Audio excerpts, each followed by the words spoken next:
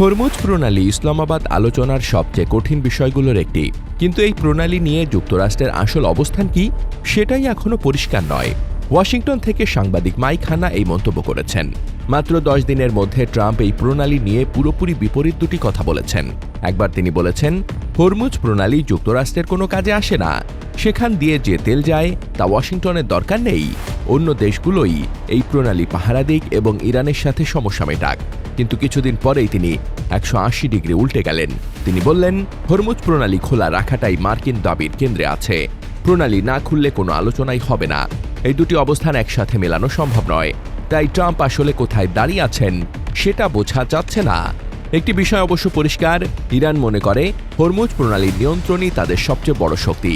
সর্বোচ্চ সুবিধা আদায় না করে তারা এই কার্ড ছাড়বে না। আর যুক্তরাষ্ট্রের অবস্থান যখন প্রশ্নভেদে ও সময় ভেদে বদলে যায়, তখন পরের দফা আলোচনায় এ বিষয়ে কোনো সমাধান হবে কিনা সেটা নিয়ে সংশয় থেকেই যাচ্ছে। Desk report, বার্তাবাজার।